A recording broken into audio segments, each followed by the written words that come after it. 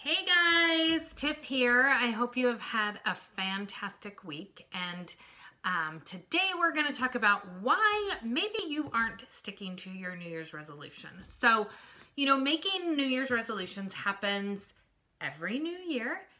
I am one that tries to make them, but every year, less than 10% of us stick to keeping those. So, what is the culprit? Maybe it's lack of motivation, lack of resources, or maybe we just lose interest. I know for me, I've done that before. New Year comes and you're like, yeah, I'm going to do this and this and this and this and this. And, maybe a month in, you're like, screw that, screw that, screw that, screw that. It happens. So there are some reasons that maybe you aren't able to stick to those resolutions. And the first one is you're trying to go it alone. So whether that's improving your volleyball game, quitting smoking, or hitting the gym more frequently, don't try to do it alone. When you have an accountability partner or somebody that a mentor, or just a buddy, your resolution is more attainable and you're going to stick with it longer. But you want to make sure that you are having that buddy, that accountability partner, whatever it is somebody who inspires you to do more, be more, and ultimately have more. They shouldn't be a Debbie Downer. They shouldn't be dragging in negativity, drama, or any of that into you, because that isn't going to help you. So one of the other reasons, number 2, is that you might have an extremely lofty resolution. Maybe you want to solve world peace. Lofty goal, but maybe you should just finally decide to read a book cover to cover. Finally, do something that's a little more attainable. When you have these really big lofty goals, and I talked about this last week in my video, you are less likely to stick to it. So you have to take it day by day, and you want to examine your resolutions, and are they really what you want to commit to or what you feel like you're supposed to do? Make sure that your resolution is something that you really want and not something that somebody else expects of you. Number 3 is giving up too easily. That happens for a lot of us. Maybe you get discouraged. Maybe you're on a health and fitness journey and you're discouraged because in your first month, you only lost 2 pounds and you really thought you were going to lose 10. But that shouldn't be your resolution breaker. But giving up easily, sometimes giving up is easier than sticking with it and really putting in that effort. So, when you make your resolution, you made it like I made mine with the genuine belief that I can make it happen. But sometimes that excitement wears off and other priorities begin to take a precedence, and you kind of fall back into what you've always done.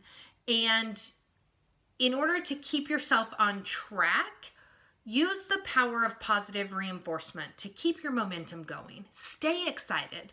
Find out what excites you. Write down what excites you about that goal.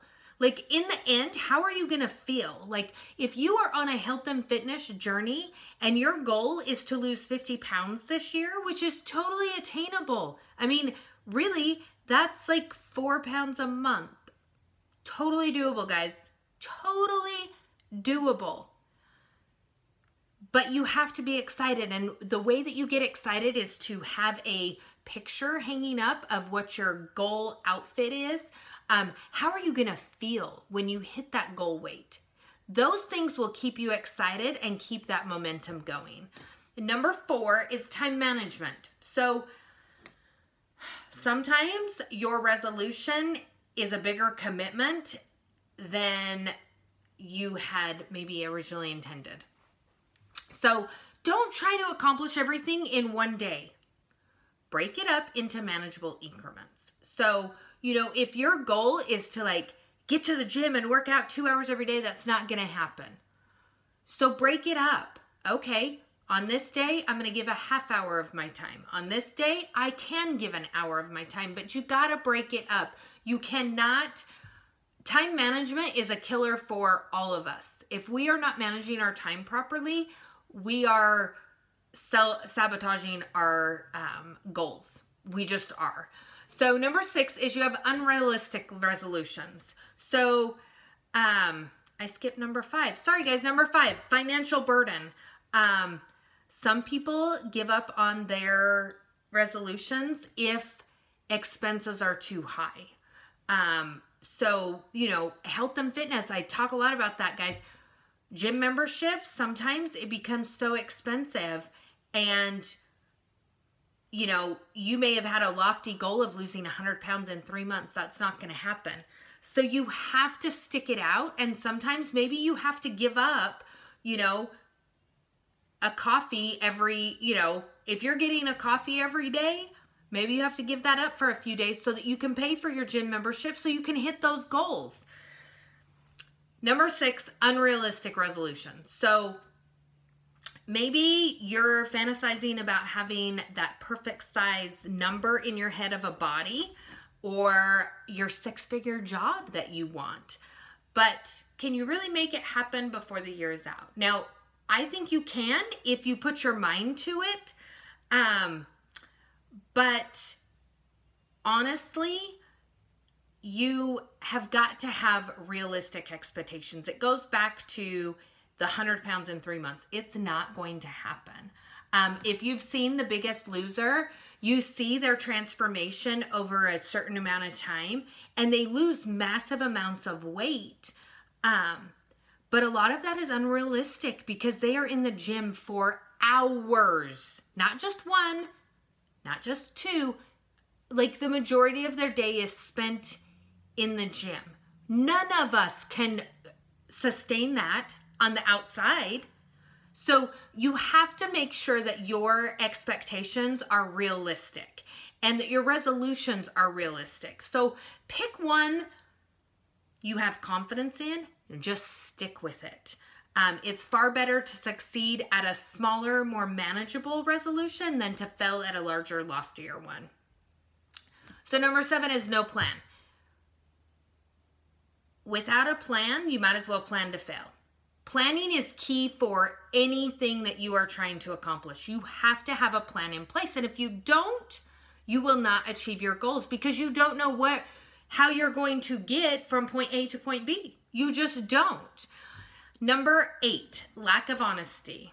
So let's say you have committed to running a marathon, but are you truly committed to running a marathon or losing weight or whatever else you're committing to? Maybe it's quitting smoking. You have to be honest with yourself. And sometimes we commit to things because we think we should. But you cannot waste your time with that. It's not going to do you any good if you're doing it for somebody else because you think that that's what they want you to do. You'll only disappoint yourself. So you want to make resolutions that you actually want to achieve, not what you think your spouse, your kids, your mom, your dad, whatever, your best friend, whatever they want you to achieve. And put a plan of action because like I said before, without a plan, you might as well just not even have that resolution because you have to have a plan in place. Planning is the key to success. Number 9, you have a wrong perspective.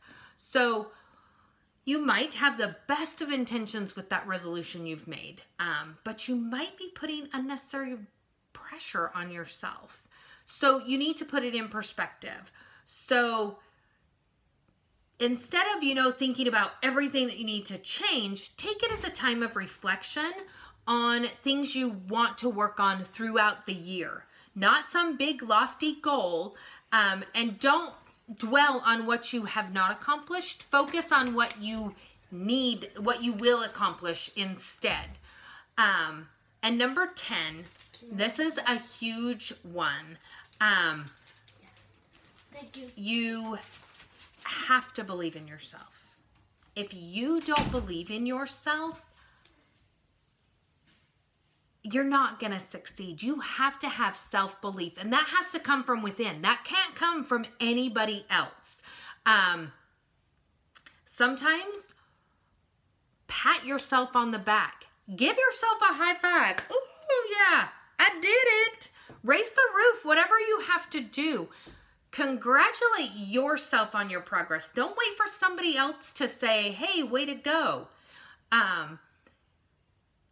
Many of us have black and white attitude. So you either see that you achieved a goal or you failed, and there's no gray area. But if your goal, let's say, was to, if you're looking to find like that dream job and your goal was to send out 15 resumes in 1 week, and maybe you only sent out 8, don't beat yourself up. Guess what? You still sent out 8. 8 is better than none. So congratulate and reward yourself in making an effort towards your goal. Maybe you didn't do exactly what you wanted to do, but you need to look at those positive steps that are getting you to where you want to go.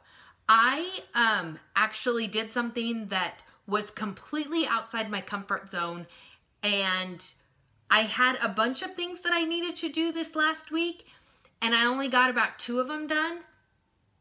But I focused on those things that I did right and how I can improve for this week. And getting outside of my comfort zone was huge. But I'm so glad I did it because I'm stronger for it and I'm better for it. So kill yourself with kindness, guys. Be good to yourself. You won't regret it.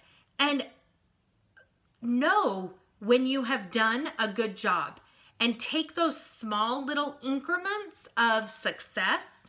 They may not be exactly where you want it to go, but failing is failing forward.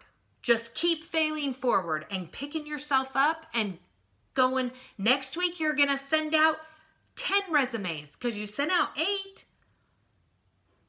Do what you can and commit to offering the kindness that you give to your friends, your family, to yourself. Thanks for watching, guys. If you have not, please subscribe to my channel. Show me some love. Give me some thumbs up. I hope this was helpful. If it was, please share it with others that you think might benefit.